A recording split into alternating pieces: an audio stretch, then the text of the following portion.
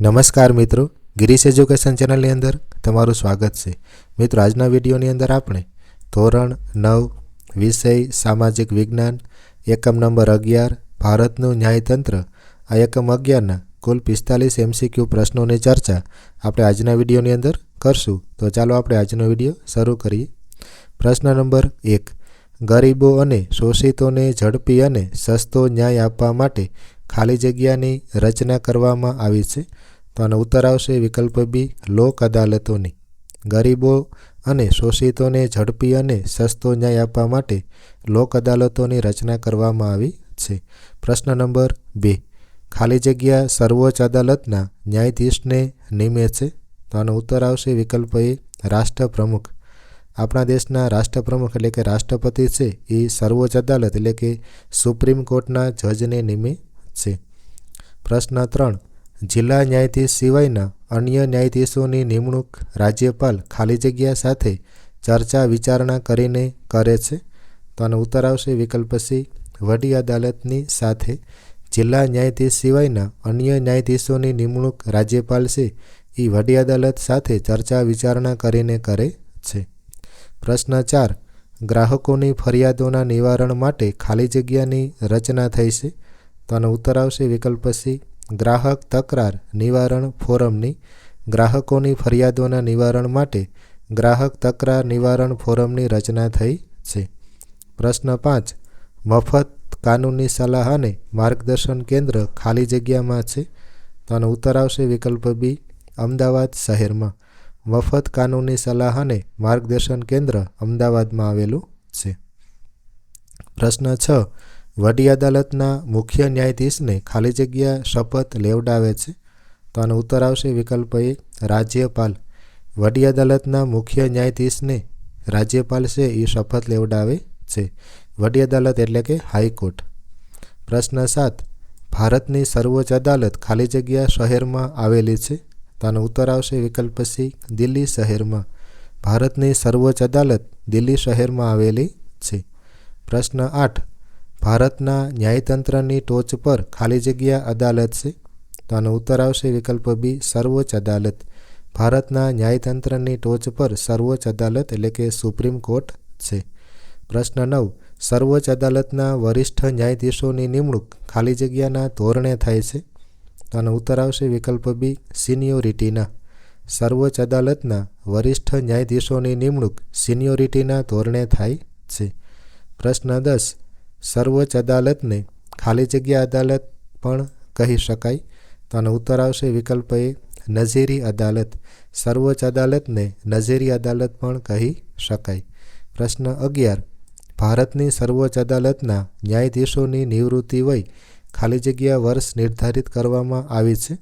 તો આનો ઉત્તર આવશે વિકલ્પ સી, 65 વર્ષ.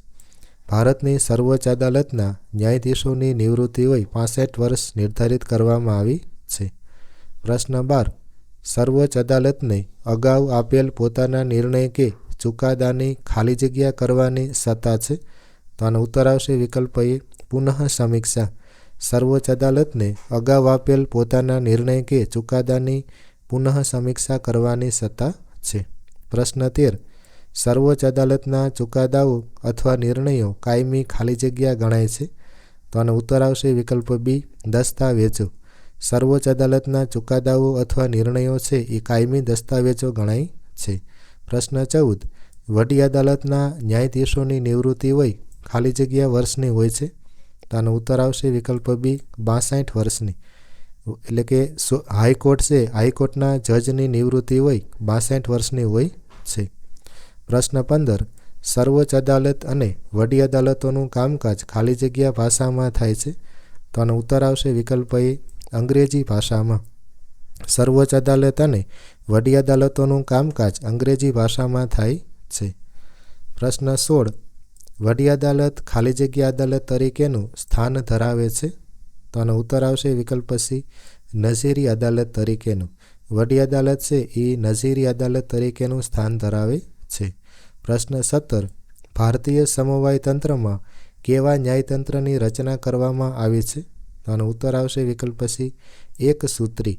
ભારતીય સમવાય તંત્રમાં એક સૂત્રી ન્યાયતંત્રની રચના કરવામાં આવી છે. પ્રશ્ન 18. ભારતની સર્વોચ્ચ અદાલત કયા શહેરમાં આવેલી છે? તો આનો ઉત્તર આવશે વિકલ્પ ડી, દિલ્હી શહેરમાં. ભારતની સુપ્રીમ કોર્ટ છે એ દિલ્હી શહેરમાં આવેલી છે.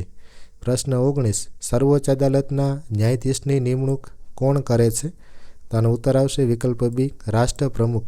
સર્વોચ્ચ અદાલતના ન્યાયાધીશની નિમણૂક રાષ્ટ્રપ્રમુખ એટલે કે રાષ્ટ્રપતિ કરે છે. પ્રશ્ન 20. સર્વોચ્ચ અદાલતના ન્યાયાધીશો અને વડી અદાલતના ન્યાયાધીશોની નિવૃત્તિ વય અનુક્રમે કઈ છે? તો આનો ઉત્તર આવશે વિકલ્પ ડી, 65 અને 62.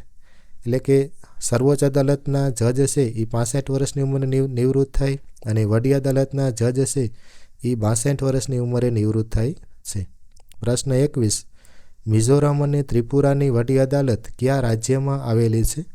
તો આનો ઉત્તર આવશે વિકલ્પ સી, અસમ રાજ્યમાં. મિઝોરમ અને ત્રિપુરાની વડી અદાલત અસમ રાજ્યમાં આવેલી છે. પ્રશ્ન 22.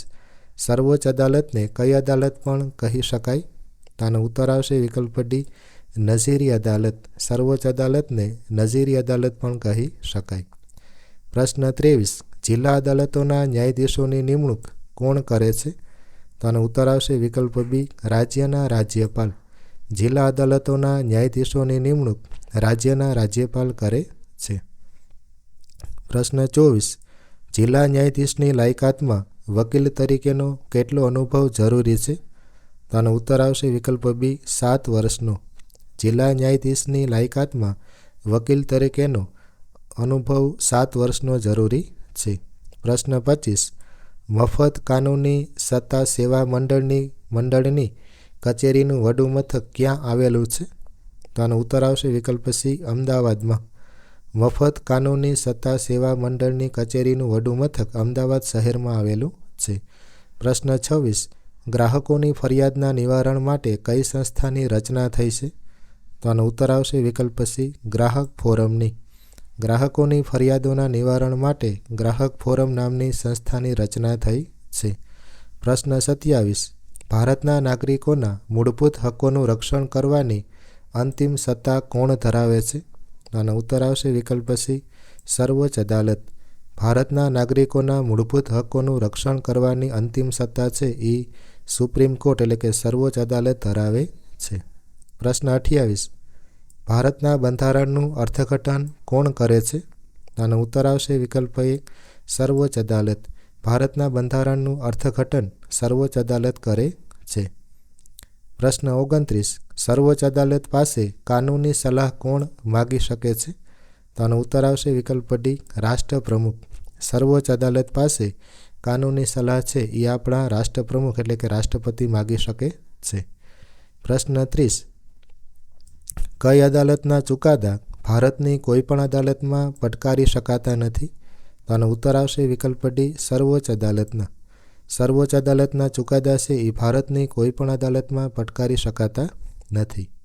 પ્રશ્ન 31. સામાન્ય રીતે દરેક રાજ્યમાં કેટલી વડી અદાલતો હોય છે? તો આનો ઉત્તર આવશે વિકલ્પ એ, 1. સામાન્ય રીતે દરેક રાજ્યમાં વડી અદાલત એટલે કે હાઈકોર્ટ કેટલી હાઈકોર્ટ હોય? તો કે 1 તો હોય છે. પ્રશ્ન 32. ભારતના અસમ સહિત ઉત્તર પૂર્વના 7 રાજ્યો માટે કેટલી વડી અદાલતો છે? તો આનો ઉત્તર આવશે વિકલ્પ એ, ફક્ત 1. ભારતના અસમ સહિત ઉત્તર પૂર્વના 7 રાજ્યો માટે ફક્ત 1 જ વડી અદાલત છે. પ્રશ્ન 33. સર્વોચ્ચ અદાલત અને વડી અદાલતોનું કામકાજ કઈ ભાષામાં થાય છે? તો આનો ઉત્તર આવશે વિકલ્પ સી, અંગ્રેજી ભાષામાં. એટલે કે સુપ્રીમ કોર્ટ અને હાઈકોર્ટ છે એમાં એનું કામકાજ છે એ અંગ્રેજી ભાષામાં થાય છે. પ્રશ્ન 34. વડી અદાલતના ન્યાયાધીશ બનવા માટેના ઉમેદવારે નીચલી અદાલતોમાં કેટલા વર્ષ સુધી ન્યાયાધીશ તરીકે કામ કર્યું હોવું જોઈએ? તો આનો ઉત્તર આવશે વિકલ્પ બી, 10 વર્ષ સુધી. તમારે વડી અદાલતના ન્યાયાધીશ બનવું એટલે કે હાઈકોર્ટના જજ બનવું હોય તો એવા ઉમેદવારે નીચલી અદાલતોમાં એટલે કે જિલ્લાની અદાલતોમાં ઓછામાં ઓછા 10 વર્ષ સુધી ન્યાયાધીશ તરીકે કામ કર્યું હોવું જોઈએ. પ્રશ્ન 35. વડી અદાલતના ન્યાયાધીશો કોને રાજીનામું આપી શકે છે? તો આનો ઉત્તર આવશે વિકલ્પ સી, રાષ્ટ્રપ્રમુખને. વડી અદાલતના ન્યાયાધીશો છે એ રાષ્ટ્રપ્રમુખને પોતાનું રાજીનામું આપી શકે છે. પ્રશ્ન 36. વડી અદાલતના અધિકાર ક્ષેત્રમાં કયું અધિકાર ક્ષેત્ર નથી? તો આનો ઉત્તર આવશે વિકલ્પ એ અંતિમ અધિકાર ક્ષેત્ર. વડી અદાલતના અધિકાર ક્ષેત્રમાં અંતિમ અધિકાર ક્ષેત્ર નથી. પ્રશ્ન 37. વડી અદાલતના ચુકાદા સામે ક્યાં અપીલ કરી શકાય? તો આનો ઉત્તર આવશે વિકલ્પ ડી સર્વોચ્ચ અદાલતમાં.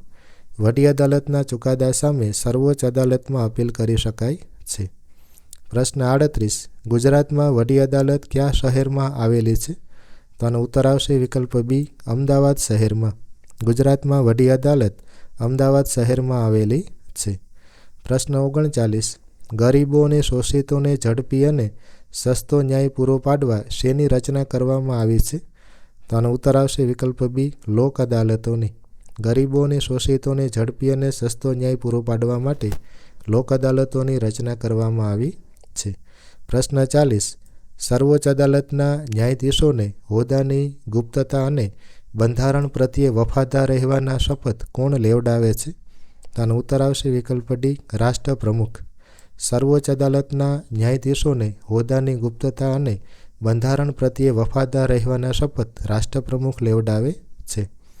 પ્રશ્ન 41. વડી અદાલતોના ન્યાયાધીશો કેટલા વર્ષની ઉંમર સુધી હોદ્દા પર રહી શકે? તો આનો ઉત્તર આવશે વિકલ્પ એ 62 વર્ષ સુધી. હાઈકોર્ટના જજ છે એ 62 વર્ષની ઉંમર સુધી પોતાના હોદ્દા પર રહી શકે. પ્રશ્ન 42. વડી અદાલત કઈ અદાલત તરીકે સ્થાન ધરાવે છે? તો આનો ઉત્તર આવશે વિકલ્પ સી નજીરી અદાલત તરીકે. વડી અદાલત નજીરી અદાલત તરીકે પોતાનું સ્થાન ધરાવે છે. પ્રશ્ન 43. ગુજરાત રાજ્યના દરેક જિલ્લામાં કેટલાક કેસોના ઝડપી નિકાલ માટે તેમજ અરજદારને ઝડપી ન્યાય મળે તે હેતુસર કઈ કોર્ટની વ્યવસ્થા કરવામાં આવી છે? આનો ઉત્તર આવશે વિકલ્પ એ ફાસ્ટ ટ્રેક કોર્ટની. ગુજરાત રાજ્યના દરેક જિલ્લામાં કેટલાક કેસોના ઝડપી નિકાલ માટે તેમજ ઝડપી ન્યાય મળે અરજદારને તે હેતુસર ફાસ્ટ ટ્રેક કોર્ટની રચના કરવામાં આવી છે. પ્રશ્ન 44. ગરીબો અને શોષિતોને ઝડપી અને સસ્તો ન્યાય આપવા માટે ખાલી જગ્યાની રચના કરવામાં આવી છે. તો આનો ઉત્તર આવશે વિકલ્પ બી લોક અદાલતોની. પ્રશ્ન 45. છેલ્લો પ્રશ્ન. ખાલી જગ્યા સર્વોચ્ચ અદાલતના ન્યાયાધીશને નિમે છે. તો આનો ઉત્તર આવશે વિકલ્પ એ રાષ્ટ્રપ્રમુખ. જો આ વિડીયો મિત્રો તમને ઉપયોગી થયો હોય તો આ વિડીયોને લાઇક કરજો, શેર કરજો, અમારા ચેનલને સબસ્ક્રાઈબ કરજો. જય હિન્દ, વંદે માતરમ, જય જય કરવી ગુજરાત.